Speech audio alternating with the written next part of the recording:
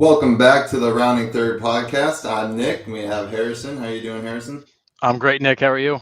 Not too bad. Unfortunately, Sean can't join us tonight. He took a sick day, I guess. So we'll see him next time. We got a great episode today. But first, I want you to like our page, follow our page, share, subscribe, all of the above, and yeah, just interact with us as much as possible. So leading off today, we have a guest. We have Jim Rowe with us today. He went to Springfield College. He's a graduate of Springfield College, and then worked as an athletic trainer with the Brewers organization and the Red Sox organization. So we'd like to welcome Jim in now. Hi, guys. Jim. How's it going? Good. Awesome. We are so excited to have you on with us tonight. Great to have you. Thanks for being here. All right. What's up? So how did you get your start? Like, where did you fall in with your love of like athletic training? I got hurt when I was like a freshman in high school, and I couldn't play football. And I kind of migrated towards that in high school. And then all my coaches went to Springfield. They said, don't go anywhere else. So for athletic training. So I went there, got into the training program my freshman year.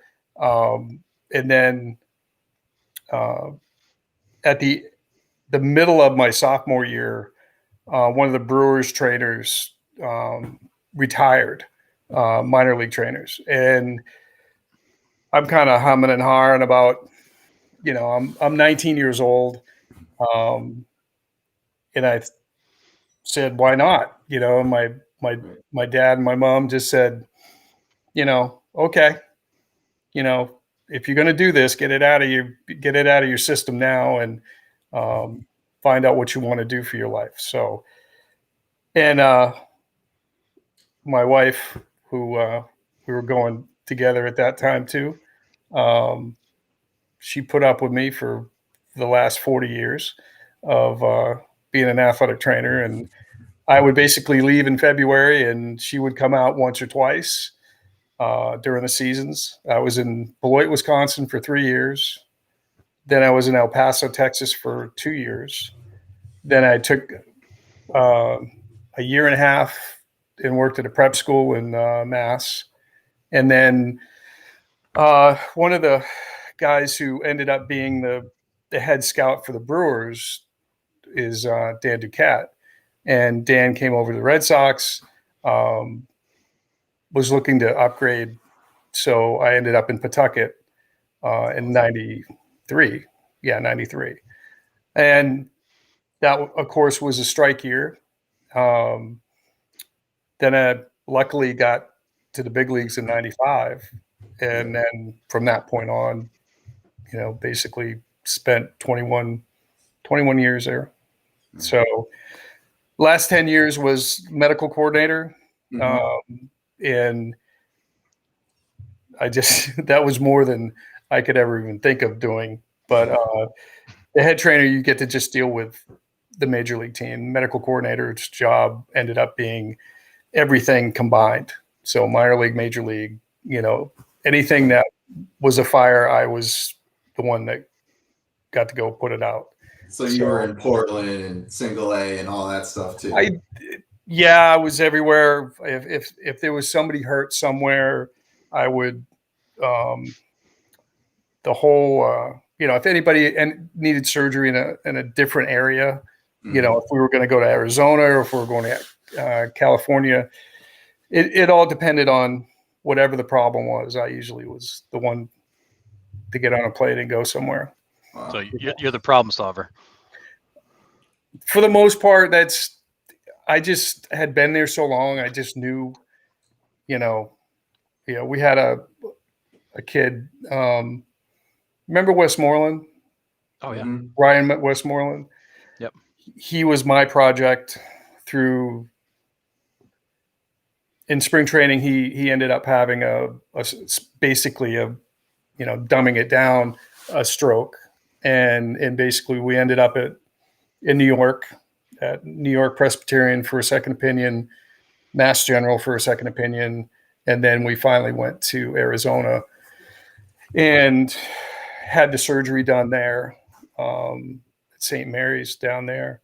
But that was more of a kind of seat of your pants kind of, my boss basically made my credit card $50,000 and said, I don't care. You're going to take care of the family. I said, nope, no problems. Just make sure I can get things done. And I had a real good group to work for. That's awesome. So, yeah, they really cared about people, and they did it. They did it right. That's awesome. That's great. So in like '95, when you like came up to the Red Sox, like were you starstruck at all, or like was it surreal for you, like to be like? Well, you got to remember that was a strike year, and you guys are too young to remember this probably, but we went through the entire spring training with another set of players, and then on opening day, they said, nope, we're going to basically fix everything and sign a new contract. So then we brought in our major league players back. So we had another month in Florida. And I think we opened up like May 15th or something like that. So that was my first year. It was like absolute chaos. And it was, but we had an interesting group for that. When you have Jose Canseco and people like that, I was pretty much used to people by that time. I had been in baseball long enough to not be starstruck, but it's they were all interesting. That's for sure. I'm sure there's tons of personalities in there. You had Mo Vaughn in there too, right? And Mo was there. Mo was John Valentin, a baby. Johnny Valentin, Tim Naring. Yep. Scott Cooper. Yeah. Coop was gone by then. He's gone. Yeah, he was in. I think he left in '94. Gotcha. But that team was decent. We ended up going. I don't know. I think we ended up going to the playoffs somewhere around 11 years in a row. We had like 1 year off. Yeah. So we were very blessed that, we didn't make it to the World Series until 2004. Right. But, we'd go at least to the ALCS, and damn Yankees kept getting in the way. But we finally took care of that. Yeah, we did. Yeah, you saw a lot in that run. Some good seasons, some bad seasons, some history. It was a lot of different things that you wouldn't even. I mean, 9/11. We were in New York the night before. Flew to Tampa, and we got in at like 4:30 in the morning, and obviously went to bed. And at what was it, 8:15? No, must have been almost 9 o'clock. Yeah. And Joe Kerrigan is pounding on my door, and he's like, "Get out of bed! Get out of bed! Turn your TV on." I'm like, "Joe, what is going on?" Sure enough, we flipped it on, and we see the first plane hit, and so we were there for. I think we were there for a week, and then we took a train to Fredericksburg, Virginia, and then we were the only commercial flight in the air from BWI to Providence on, a week after 9/11. Yeah. And then we had to bus in because they wouldn't let us fly into Logan. So it was surreal. Never mind, we weren't, with all the bad stuff that was going on, we had a little bit of a tough time, but nothing like people in New York were going through. Yeah. So, baseball is the last thing on your mind at that point. Because we couldn't find my father-in-law. He works in New York City. My brother-in-law works in New York City. He happened to be home that morning, and my mother-in-law didn't know where my father-in-law was. Because he had to walk to, what was it? walk across the George Washington Bridge in order to get back to New Jersey to take the bus home. So, we're being blocked out on cell calls, Right. just trying to get hold of people. And, he walks in the door, from work. So, yeah, there were a lot of, Trot Nixon ended up, he was on a plane flying home to his oldest son was being born. And he literally, I think he landed in North Carolina, and his father basically jumped in a car, drove, because they wouldn't let him land in another airport. So he literally like walked in when the baby was being born on 9/11. So, that always meant a lot to Trot, Right. because we literally went to the airport. He jumped on another flight and then got grounded the next morning or something. I don't know how it went down. A lot of weird stuff. Yeah, I'm sure. Like, so what does your everyday look like when you get to the park? Like, what time do you get there? Like, when do the players start showing up? Like, what did your prep look like? You probably needed at least 2 hours to just get things started. So I would be there between 9 and 10 in the morning. Guys would come in at around 11:30, 12. Go to early hitting, get treatment, and then get themselves ready. Guys are going to throw on the side. They're going to get their work in, and then finally would go to batting practice and then game at 7.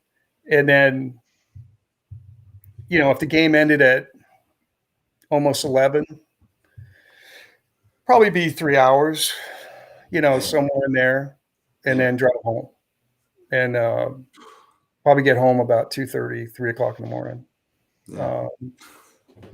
Wake up, do it all again. Put Brit on the bus, and my daughter, and that was our only time, to really see each other. So get her on the bus, try to, get some things at home, and then, we were driving probably an hour each way, no matter what, and on good days, where we didn't have a lot of traffic.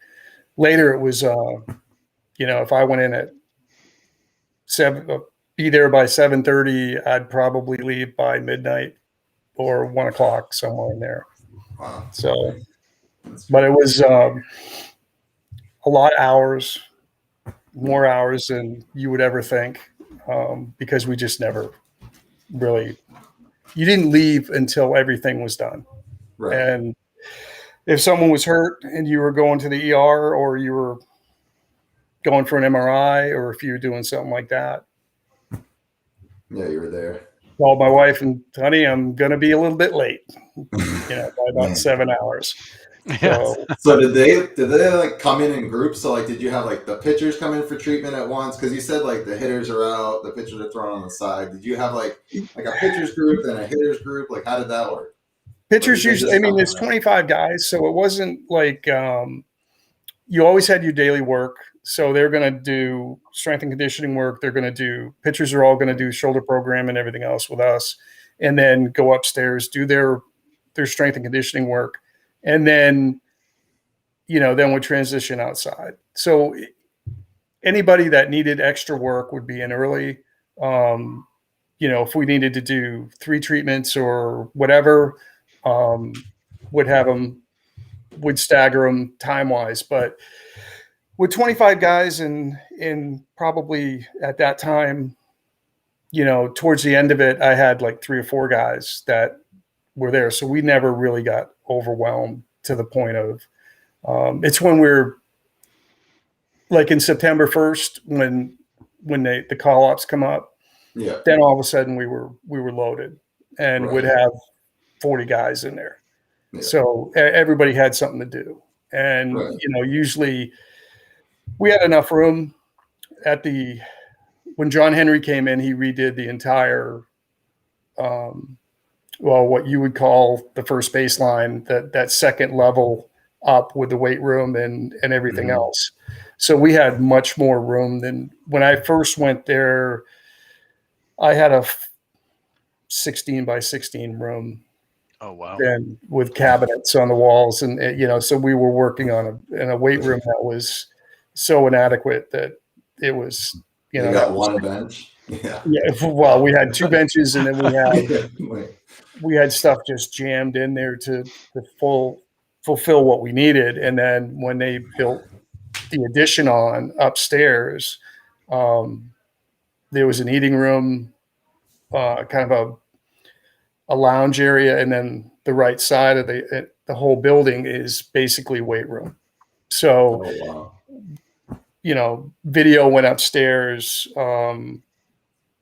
It would just, you know, it was like a brand new day. You just Yeah. got this brand new weight room, and we got new training room, everything that, and it was literally one time of just complete moving out, and they were done in like a month and a half, 2 months. Wow. So, Where was the best away facilities that you worked in? Like not at Fenway Park. um, most of them were fairly new stadiums, so we were getting pretty good stuff while we were there. Um, we carried a lot of our own stuff with us, but for weight rooms and stuff like that, I mean, New Yankee Stadium, all these other places that were rebuilt or refurbished. I mean, most of them are up to par now because they're, our old visiting clubhouse was so small, it was ridiculous. I mean, we'd go to other clubs, and it was hard for us to complain about when they had to come into our place, and Right. it was so small. Now they have their own weight room and everything else. Have added to it quite a bit, but I mean, Toronto was a little bit tight, but you know, old Shea Stadium and places like that are gone now. They were like Fenway was way back, because we didn't have all this stuff. Right. And Right. when I was in the minor leagues, we didn't have a weight room. We Yeah. just we did shoulder program, we did stuff like Right. that, and on the tables and everything. And if we needed to go lift, would go lift at one of the clubs, you know, uh, group programs that they have set aside for us. But Nice. yeah, big leagues now, it's everybody has a really good weight room. All the stuff is fairly separated. It's not. It's it's 2020. It needs to Right. be that way with the amount of money that you're talking about. Yeah. You don't want to. Absolutely. You just can't. You can't cheat on that stuff. You got to do it and do it right. Yeah. So how does the front office aspect of that work? So you've got your strength and conditioning programs and your shoulder programs and your rehab programs, and is that all collaborative, or is everybody kind of doing their own thing and staying in their lane? There's, they certainly ask about everything. I mean, literally everything. They'll throw something against the wall and, have you guys tried this and have you tried that? And, because they're smart guys. I mean, they read and they do a lot of work that way. But we were talking every single day, maybe 3-4 times a day about where's so-and-so at, where is he going to be ready on this day? Is he going to be ready on that day? And, there's no, there was no lack of communication. That's for sure. I mean, there's just, you see these guys like 5 times a day, and later on I had an office in the front office, and then I had an office in the training room. So I would go back and forth all day long. And, if something needed to be talked about, we talked about it. They were, like I said, they're very smart guys. They're going to ask all the questions, and you can't be, worried about the question. You just you got to have an answer. So Right. it's one of those things where, they're, they hear about other things on other clubs that other clubs are doing. And, sometimes we look at that and, Right. what do we add and what do we subtract? And, but it's even more now. I mean, I believe there's somewhere in the range of 5 athletic trainers and a PT and a massage therapist and 2 strength and conditioning people. And so it's even grown. Wow. When I first came in, it was 2 people. Yeah. Then we had a strength and conditioning person that came in. And then now we're, when you have that type of money that's sitting, not playing, they do not hesitate to spend the money to get people right. They want to do everything and give every advantage whatsoever. And, the money part isn't, they want the best for the players too. Right. And all the players have something, right? I mean, like, it's 162 Everybody has game season. It's it's a grind. Like, you're right. Nobody has, for a person to go the entire year without something is very odd. I mean, you have your people that do that, but it's few and far between. Someone's going to foul a ball off. They're going to get drilled. They're going to get, there's going to be something somewhere, sometime, run into a wall, slipping on the turf or doing anything. I mean, everybody's got something. When you get to September, everybody's had something, and you're trying to make sure that something doesn't come back, and you're trying to, hold the reins a little bit. Okay, we're not going to do this today. We're going to do this, and try to not let those things get ahead of you. So when you get to October, you've got everybody. If we need to shut somebody down for 2 weeks and we're probably in already, they'll shut them down. And, but you're trying to get starting pitching to the point where they can run the whole table, and you're trying to keep your position players and control them. Do you do a heavy lift in between now, or do you sanction some of it back just to keep some gas in the tank? And it's kind of it's a balancing act that you have to play, and everybody has input on that to try to make sure that we're ready to go. If we don't have the option, and like this year, these guys didn't have a lot of options because they played to the last day of the season. So you really can't shut down a lot of people there. So you just have to really be careful with guys, and make sure that you're tweaking things back and forth to try to keep them, at optimum level without, they're going to break down over the season. And then as soon as the season's over, you have to give them that rest period and then start them back up again, because the last thing you want is to go into the next season with a deficit and shoulder, whatever, you name it. If they had a bad hammy, you got to make sure you rehab that so it's not an issue day one when you get back. The old days, guys would go home, play golf, and that's it. Right. Those days went away, 20 years ago, and they're doing something. There is a strength program. There is a whatever injury that person has is followed, every single day, just about all the way through. Wow. What's their plan for the vacation? You're going to do this, Right. and this. Yeah. So along those same lines, how do you feel about things like the winter leagues and the World Baseball Classic that popped up during the season? Is it too much? Is it Can they handle it? What they did,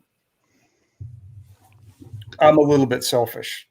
I never wanted my guys to go anywhere away from us because they were so important to us. And obviously MLB is the amount of work that they put into the World Games and all this stuff. They literally planned it for 5 years to get it to the point where everybody was not just financially covered for insurance and everything else, which was a huge thing, because they were going to be outside our control at a certain point. And yeah, it was only, some of them were gone for 3 weeks, some were gone for 2 weeks, but still, we did a ton of work for that, because we were just handing them over to another athletic trainer that may not, and we tried to run them up on everything that possibly has ever happened on a player. I'm not so, I think we got enough with 162. It's,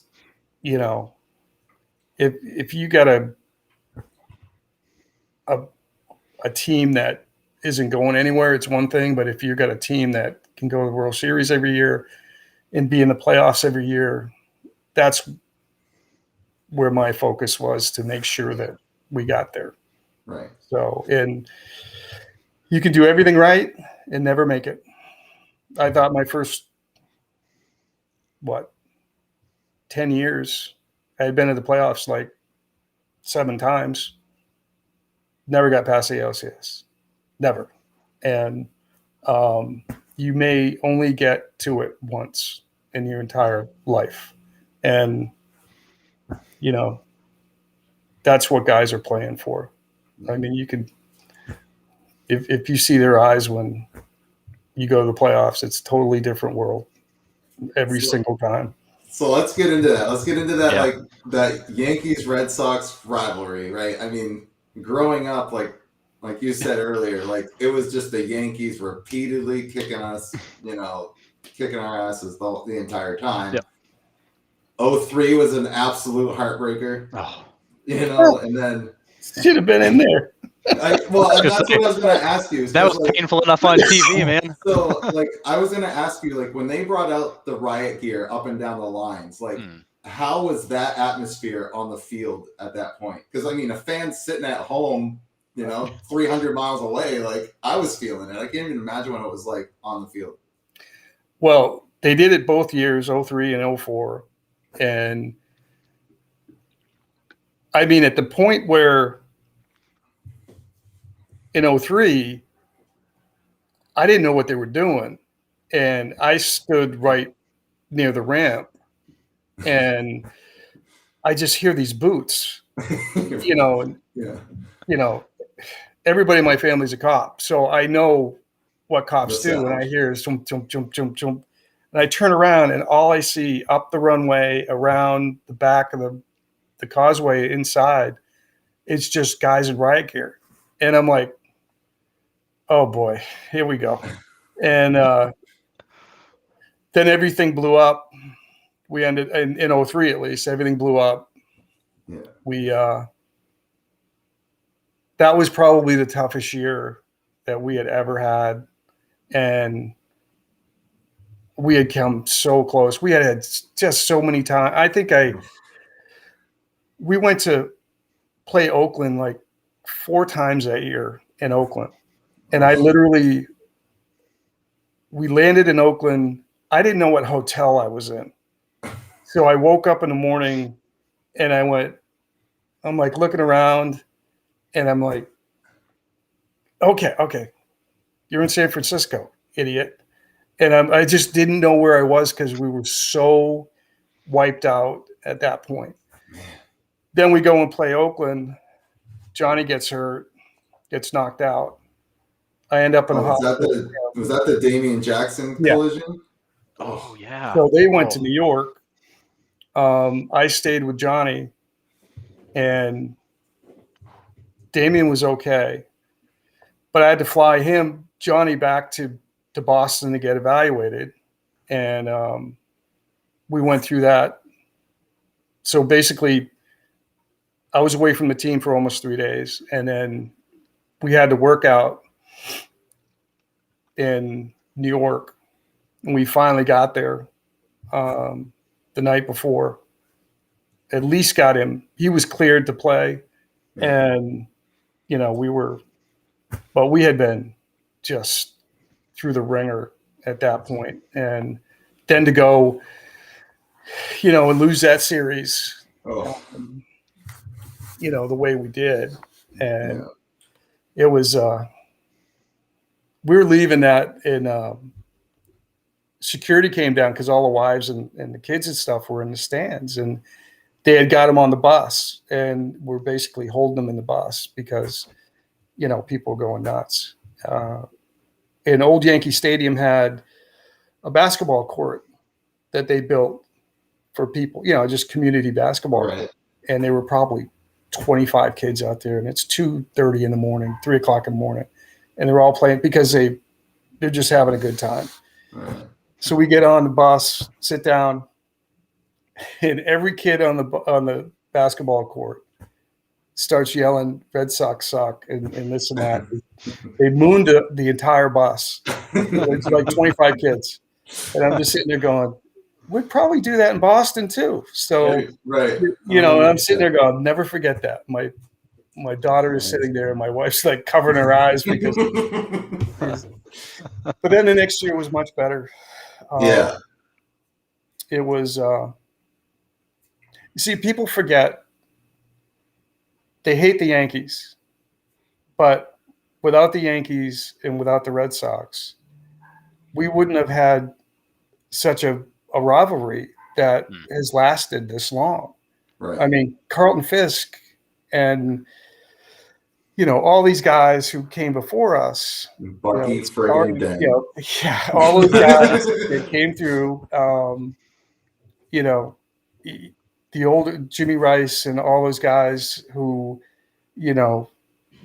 we just continued it. And it wouldn't have been as much fun. I mean, when you're getting called all these names and, 1918 and, all this stuff, it gets old, after a while. But it was one of those things where, we just had a good team and, we knew we were going to get there. It just took a while, and we had a bunch of.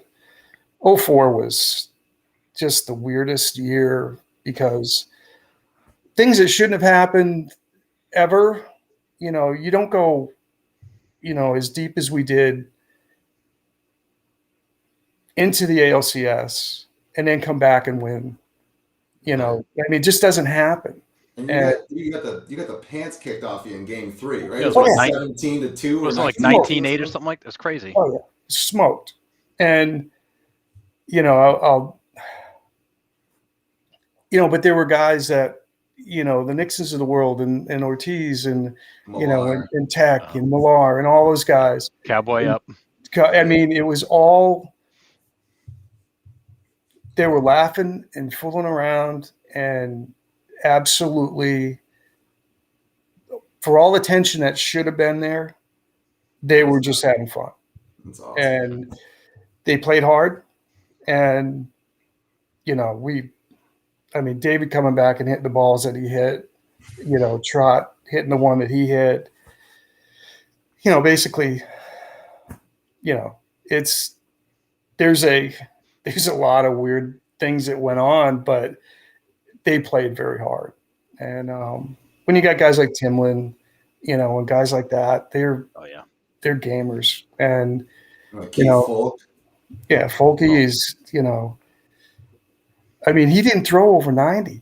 No, that's unbelievable to be a closer and do what he did. Never mind, the bullpen, because that's what the Yankees had. They had Mariano. They could come in at seventh inning and he could shut the door right then and there and break your back. And we had to get there for that. And then we had, we finally had, the bullpen that we could go, seventh, eighth, ninth, every single night, and you'd break a guy's back in the fifth. If you were winning in the fifth, you could do something. The Yankees always, if you had to lead in the sixth, as the Yankees, they knew they had Mariano. They could go and shut the door. We had to do that, and it finally did. So we got there. Yeah, So, I mean, yeah, that's crazy. I mean, just like, when did the attitude change? Like, I mean, you said that they were loose like on the entire time. Like, they just didn't. They just never felt like they were out. They knew they, even in 03, they were. There's some goofy guys, and they would rag on each other, and they would pick each other up too, which for all the cowboy up stuff and this and that, it was about picking the guy in front of you up. If you grounded out, you're going to hit a line drive, and they basically did that better than a lot of teams did. So, it's I hadn't. You see, you guys got to remember, when you're inside, you don't get to see all the stuff that you guys saw. Right. That doesn't make sense, but right, it's a different perspective. Well, Totally. We watched, what was the ESPN 11 days in September or October? 4 days in October. Whatever it was. Yeah. I had never seen it, and basically my wife goes, "You have to watch this," and I'm like, "All right." So we sit down, and I start watching this thing, and I'm so locked in with Schilling and all the rest of the group that I literally didn't enjoy. You're a trainer. You're going to work 20 hours a day if you're in the playoffs, no matter what.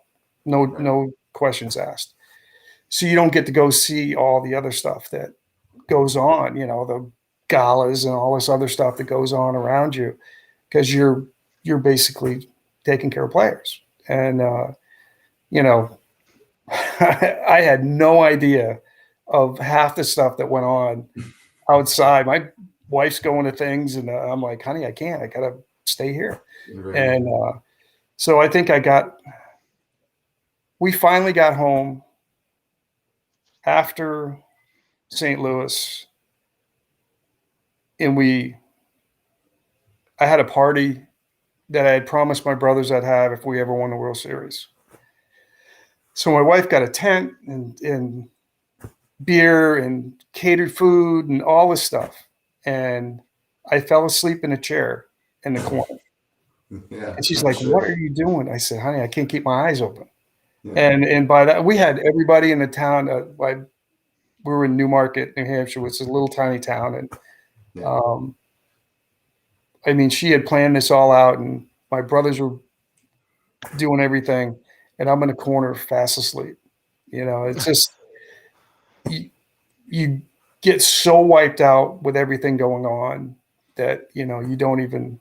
I look back at it now, and it's like I watch these things, and I'm like, yeah, I remember that. I remember, Tito turning around and yelling at me in St. Louis, and when we finally won it. But I don't remember much outside the dugout, in the games. So it's there's just so much that you miss from being inside. Things that you guys will never hear about, but the average fan stuff I never got to see. So it's too bad on that. So when Schilling hurt his ankle, was it like all hands on deck? I mean, I had every single athletic trainer in Massachusetts that had ever dealt with his tendon injury sending me, emailing me, calling me. I had doctors dropping guys who were orthotists that were making braces were dropping things off at Fenway for me. They were, that was a weird one. We just, and then Dr. Morgan found, hey, I can do this, and said, okay, well, I mean, as long as he's good with it, then let's try it. And we tried it. And Shill is a very, very, very smart person. And he knew that this was going to be one of his last chances to win it. And so we did it. And, but I never thought he'd make 7 innings. That outing was unreal. It was amazing. Hurt or not, that outing was unreal. But he was. You got to remember, he is he's an extrovert, but he knows what he knows, and he had a book on every single hitter he'd ever faced. I mean, literally every single pitch he'd ever thrown to every single person. So whether it be 1995 or 2003, I mean, he had a book on him, and all he needed to do was be able to go out and compete, and that's really what he needed. And that was everybody involved on that one. They went all out to try to, get him, close. And then it was all Shill. Wow. It wasn't, you talk about looking like a fool if it didn't work, on his part. He had no fear of that. He was going to go out and pitch. So yeah, that 04 season was one that was just completely full of change, where you've got, the whole regime change. You get Nomar traded. You get all these new faces. A whole, a largely new front office. Yeah. Was that the catalyst to this, or was it just these guys? They lived through 03 and weren't going to do it again. I think they when you already have Pedro and then you add Shill, it's pitching, and we had a halfway decent hitting team already. So going and adding that one more stud in your lineup, I mean, a guy that's a little bit older, but he came to win, and he had that attitude with it. And it was a little bit of a, one-upmanship between the two of them, pitching-wise. Petey's pretty proud, and he has a right to be. And I mean, he's one of my favorite people in the entire world. And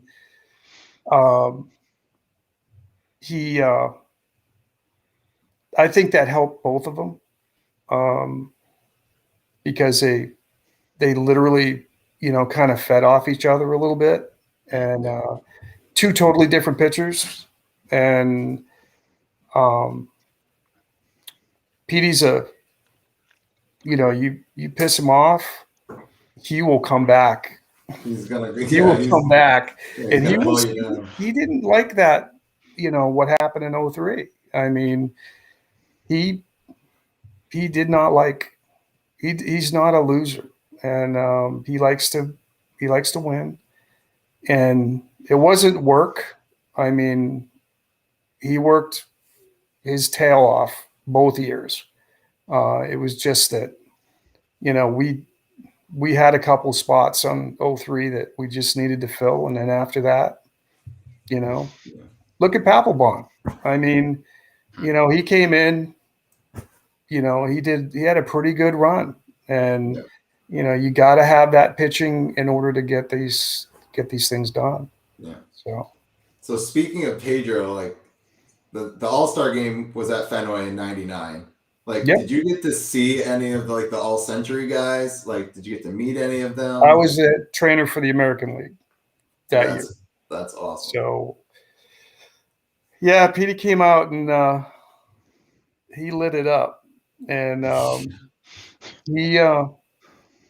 you see, you got to remember, when he was a kid, his brother Ramon was the one who everybody looked to because Ramon could throw, 105. And, he was this 6'6", real skinny, but he'd throw balls that you couldn't see. I mean, he was incredible. Then he'd turn around, and they said for his body size, I think Lasorda said something like, he'll never pitch. He'll never be a starter because he's too small. He'll fall apart.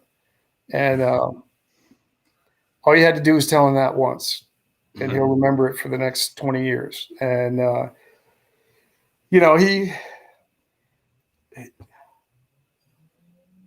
it was an event when he pitched. And everybody, you guys saw it. I mean, it was a total event. And then when Schill came in, must-see TV. Yeah, and then all of a sudden it was Schill night too, and then all of a sudden that came in. So, it's like sales now. I mean, sales is still going to get better, and I hope. I mean, he's too good not to. And but I mean, if you could add sales to that group, oh my God, you might have won 4 or 5 in a row. I mean, sales is just incredible.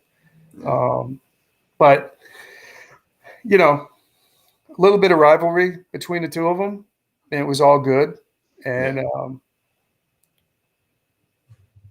but you had to win every single series of the year, and that's what they did.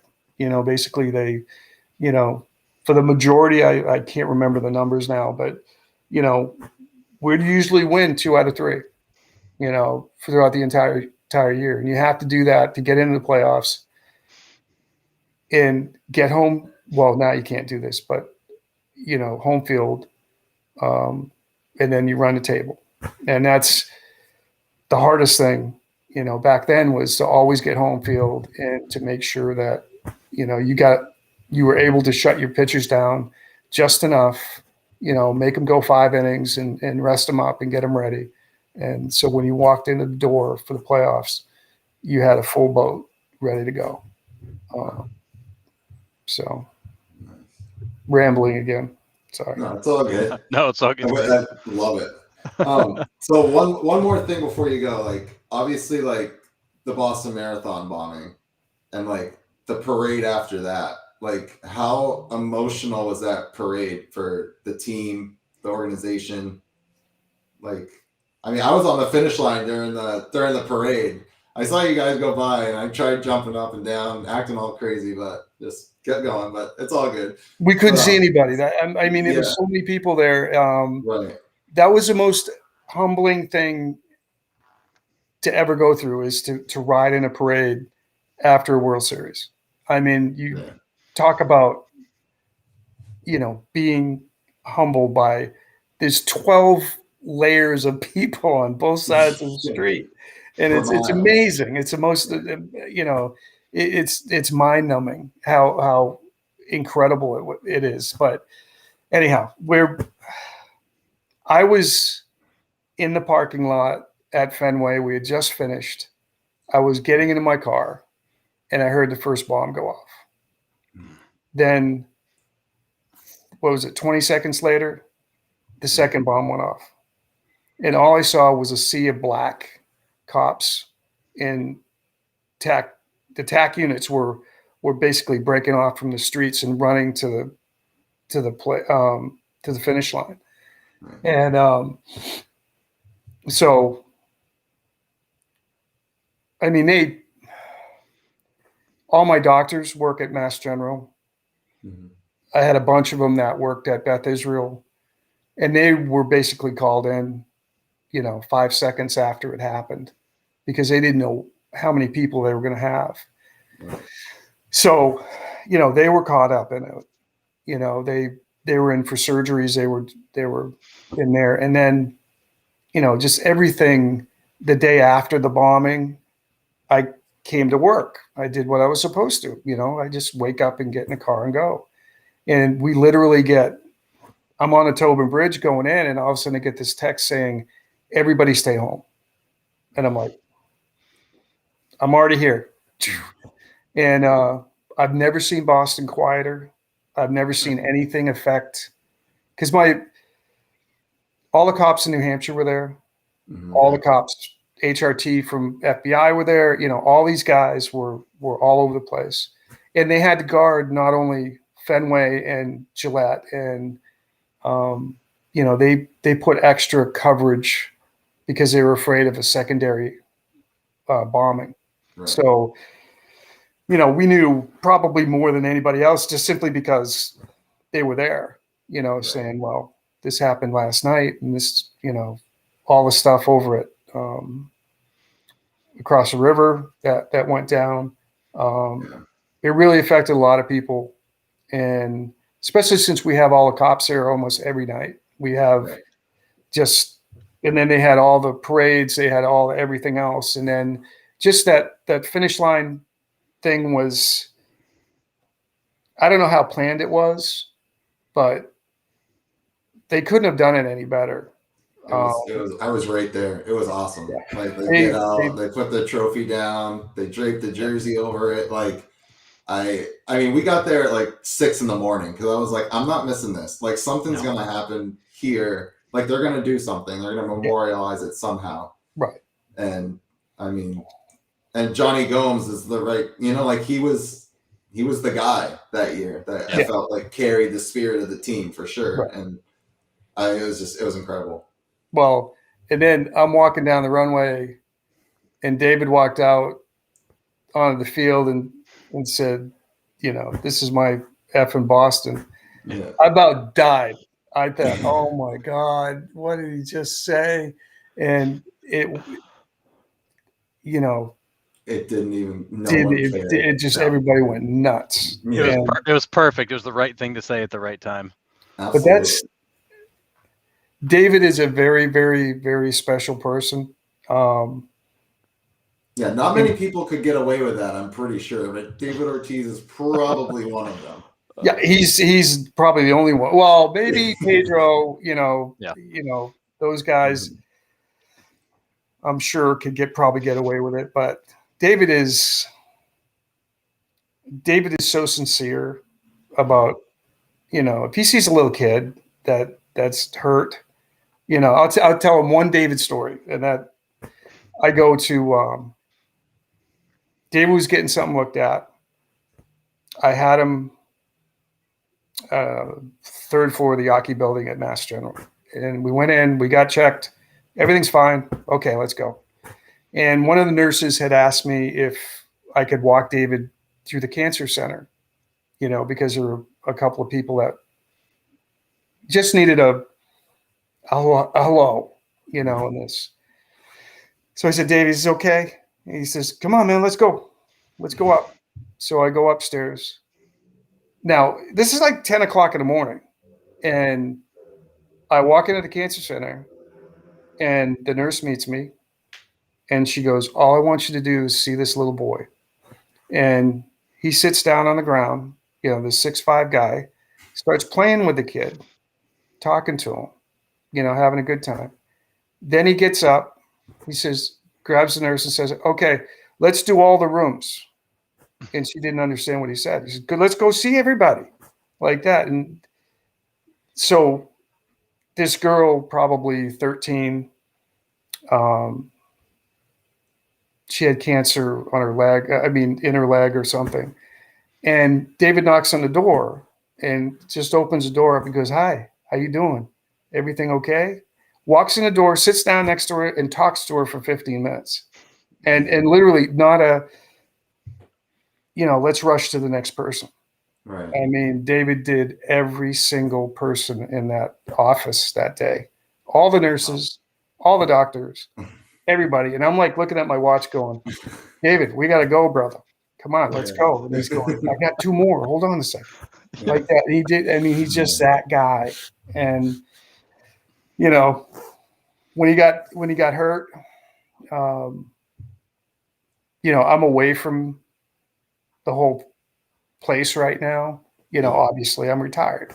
But I would have gotten on a plane and, they had him out of Dominican when he got shot, like within hours, to get him back up. to Mass General.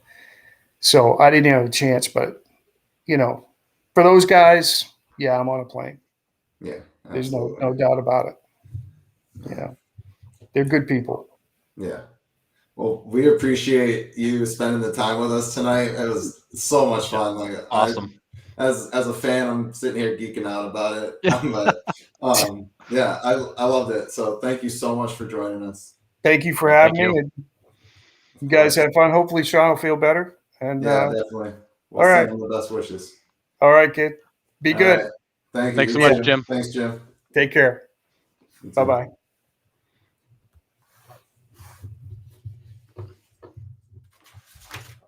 That was awesome. That was incredible. That was so cool. Yeah, I mean, it's amazing.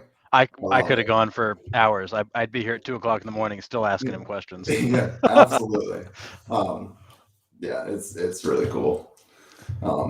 Like he had like a lot of like memorabilia and stuff he's just gotten over the years from players and stuff, and it's pretty awesome. It's so cool to be able to talk to somebody who that wasn't necessarily a player, but he was right alongside in it every day, saw the behind the scenes. Right. It's an interesting perspective to hear. Right. Sure. And like he made the point, like he doesn't get to see all of it. No. Like as us as fans, like we get spoiled because we get the behind the scenes, we get on the field stuff, we get like, and he's got one perspective. Like you don't really think about that. No, you don't consider the fact that when they're living the moment and they're on the field and they completely miss everything that we're watching and hearing and following, and they just don't see it. When you're in it, you don't see it. Man, I'm still geeking Amazing. out. It's awesome. All right. Amazing. Well, before we end tonight, we're going to do our rounding third segment, which is our quick World Series recap. Well, I was wrong.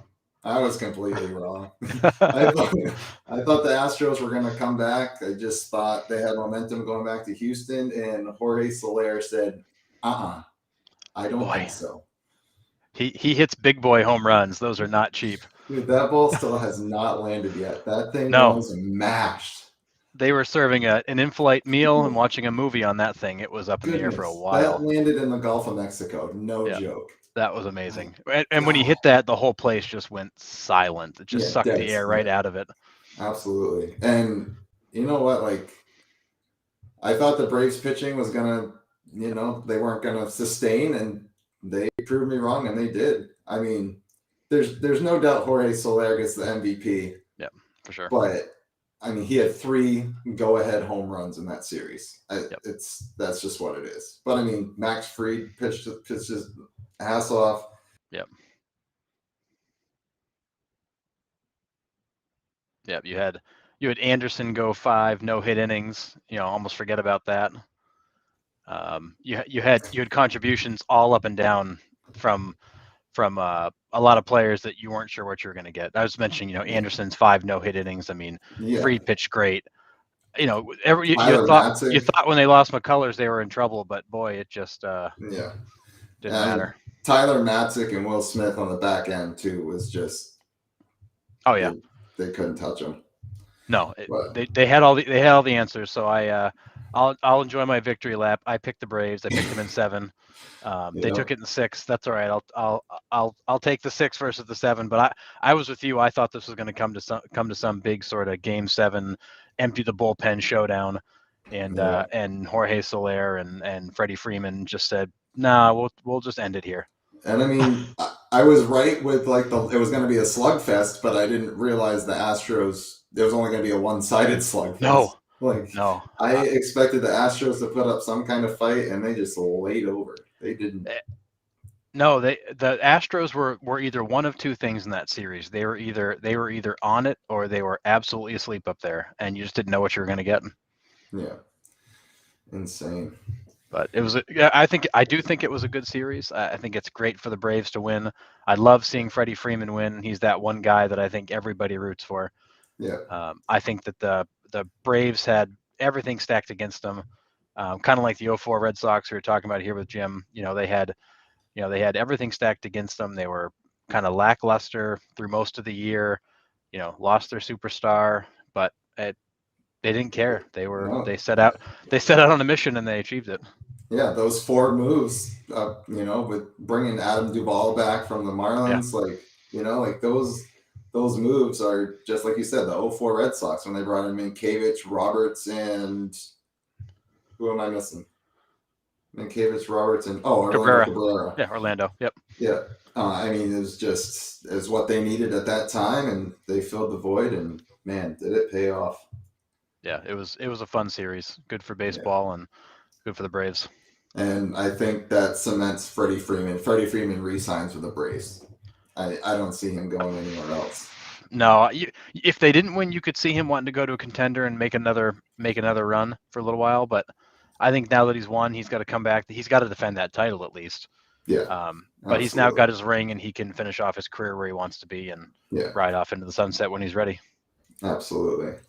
So speaking of riding off into the sunset, we had news this week. We got news that Buster Posey retired. Is he a Hall of Famer? What are your thoughts on it? Boy, go ahead. I just said I have the stats right here. So 12 years, really only 11 because he opted out last year. He opted out for coronavirus. 3-time World Series champ. He was the MVP in 2012, Rookie of the Year in 2010, 7-time All-Star, 4 Silver Sluggers. He does have a 45 WAR, but only 1,500 hits. Yeah. He did hit 302. Only 158 home runs, 729 RBIs, and only 23 career stolen bases. I mean, he's a catcher, but right. Anyways, that goes into it. But it does. Is he a Hall of Famer? He's no doubtedly probably one of the best catchers for this generation, but I don't know if he's a Hall of Famer. Well, and you said it. He's probably one of the best catchers of this generation. And I think when you look at that position, it is generally an offensive vortex. You get very little out of the catcher position. 1,500 hits doesn't overwhelm you, but 3 World Series rings, the Silver Slugger awards, the All-Star appearances, the big hits, the big moments.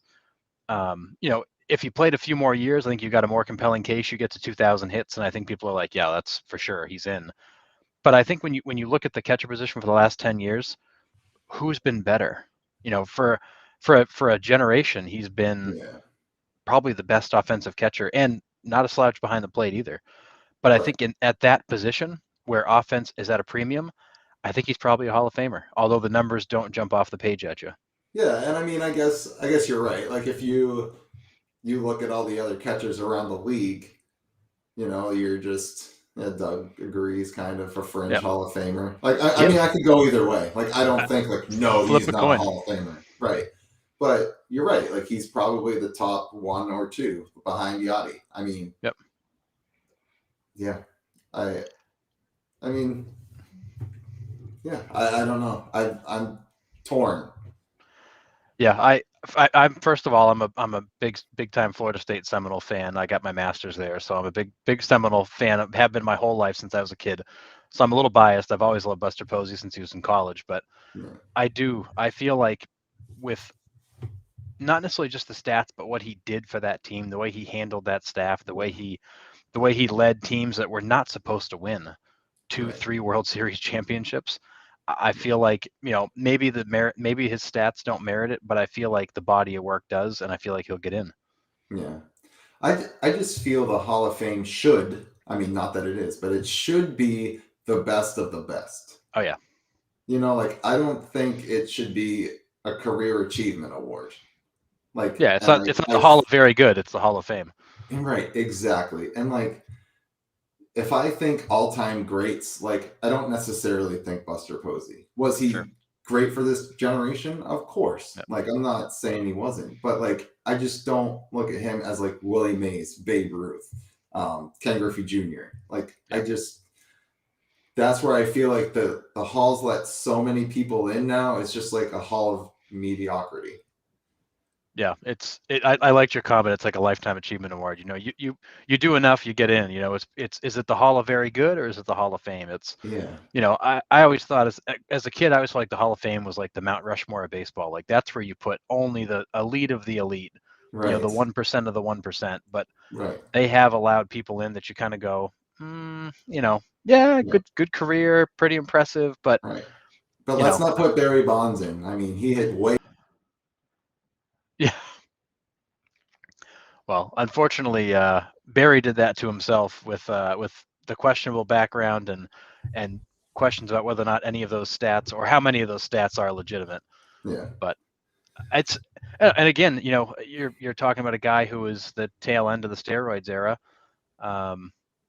Does that benefit him because you're comparing to the group before him that you can't trust the stats of? And Yeah. it's tough. I feel like you look at the body of work, and is he in the elite? Absolutely. Is he Hall of Fame worthy? I agree with Doug and you. I think he's on the edge.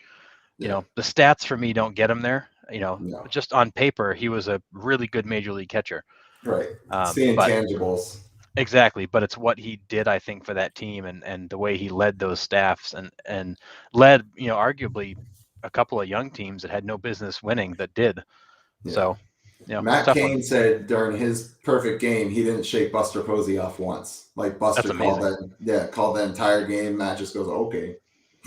And yeah, I'm just gonna nod yes because the guy knows what he's doing. Yeah. Well, and it's like the conversation that we had with looking at the all-time teams. Sean picked Yadier Molina. Yadier might be one of the best handling catchers ever. Right. I mean, potentially ever. I picked Ivan Rodriguez for the arm and the bat. But he didn't handle pitching stats as well. If you watch the games, he was looking in the bullpen into the dugout because the pitches were called for him. He didn't call the game. Right. Yeah. Guys like Yadier Molina, Jason Varitek, Buster Posey, they called their own game. The manager wasn't telling them anything. They knew what they were doing. Varitek's my favorite Red Sox of all time. Like the way he managed games and hitters, like he was one of the best at it for sure. Yeah, and he's the only player to record a Little League World Championship, a College World Series, and a World Series. Pretty crazy. But to give you an idea, so using Varitek as an example, Varitek's a guy with 1,300 career hits. Right. Almost 200 career home runs and 750 career RBIs. So that's all more than Buster Posey. Yeah, he's got a couple hundred less hits, but offensively he was about on par. But has anybody talked about Varitek in the conversation for Hall of Fame? No. But he didn't get the same level of recognition that Posey did. It also took him more years to do it. Right. But still, it shouldn't matter. But statistically, you lay the two side by side in a blind comparison, and you can't necessarily tell the difference. Right. So it does open up the question of if you let a guy like Posey in, who else should you let in? But it's a tough one. It's a bubble. Yeah. So on the same lines of like an absolute joke, the Gold Gloves were announced last night. The Cardinals won 5.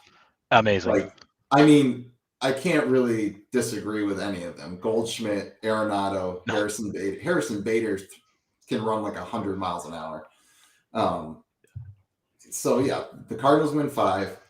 However, we go to the right field in the American League, and Mr. Strikeout King himself, Joey Gallo, wins not his first. This is his second. I was actually shocked it was his second. I don't remember the first. I don't either. But like, how does he win that over Hunter Renfroe, who led the league in assists, and Tucker can straight out fly too. Like, I just don't get it. I don't get it. What I don't understand. So you look at Gallo, and obviously not known for his glove, although he has a pretty good glove. This is the second straight Gold Glove, but he finished tied for second among right fielders in defensive runs saved and tied for third in outs above average. So basically, he is a far above average right fielder. But when you watch him play, you don't feel like you're watching an elite right fielder play. He takes weird lines at balls. He some of the throws he makes back in the infield, I'm not even sure he looks at where he's throwing. He just heaves it to the middle of the field. Yeah. There are times you watch him and you go, what on earth is this guy doing? It feels like Manny Ramirez out in the outfield. But then you look at the metrics and go, what am I missing? Like, how is this guy top 2 or 3 in every category defensively. Arguably, this year he was more valuable defensively than he was offensively. But he's not a guy you think of as a great right fielder. Yeah, I don't get it. I mean, Renfroe was an animal, and so was Tucker. Either one of those guys, like those are the guys that like the third base coach is thinking about when he's making a decision. I don't feel like Gallo is one of those guys. No, like the third base coach is like, "Oh God, please don't hit it to right field right now because Renfroe is gonna hose you out," and he's standing on the warning track. Right. That throw he made from center field off the wall, I think it was like the last week of the goodness gracious, on a line, no hop to Devers, get out of here, man. Yeah, freakish. I don't know. I just don't get that one. No, I think about Gallo a little bit like I think about Manny Ramirez in left field. So you think about Manny used to be in the top 3 or 4 in outfield assists every season. Why? Because teams ran on him because they weren't afraid of him. So It's one of those things where do you get so many assists because you get so many chances, or do you get so many assists because you're really that good?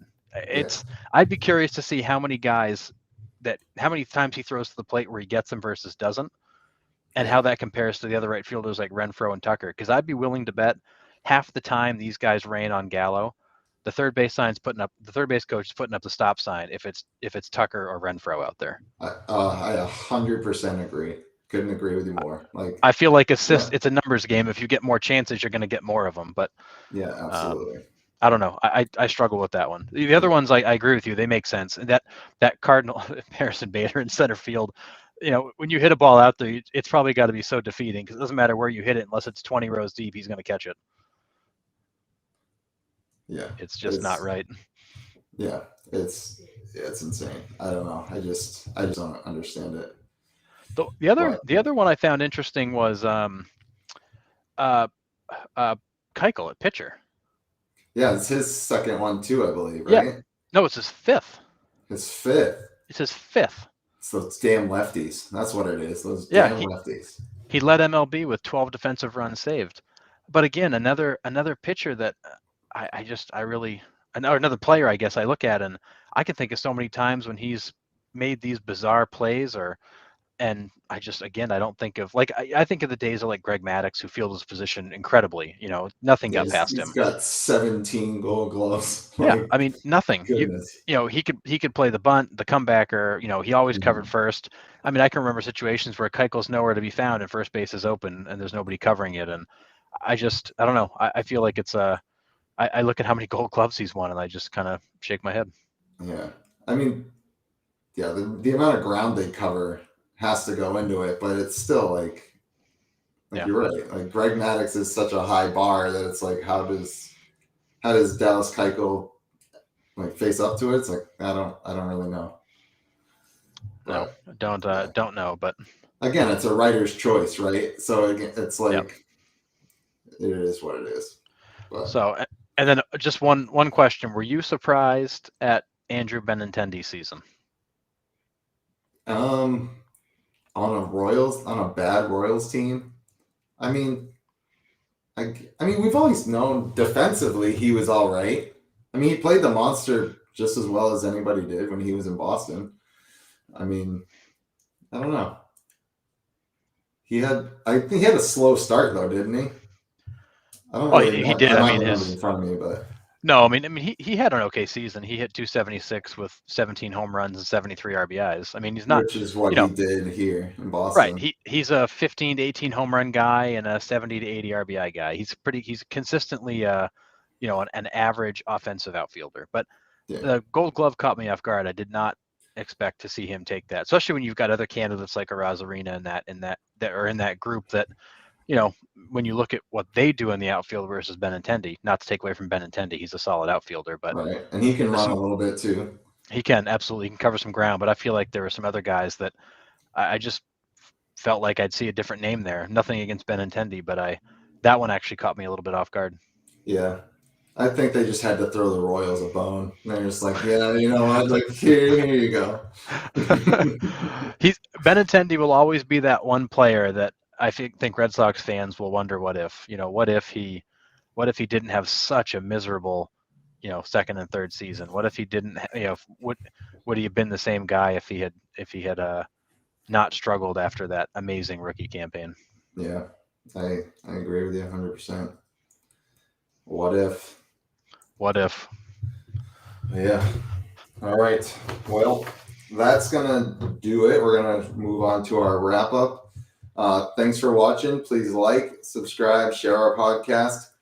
We are going to have another episode actually come out on Thursday, because tomorrow we are interviewing a single A baseball player that pitches for the Brooklyn Cyclones, David Griffin. We are really excited to talk baseball with him, where we will answer the questions of the week. He's actually going to stay on the entire podcast with us and discuss all of our topics tomorrow, and we will post it on Thursday. So thanks for watching. Thanks for Jim Rowe for joining us. Really appreciate it. And we'll see you guys soon. Yep. Thanks, everybody. See you soon.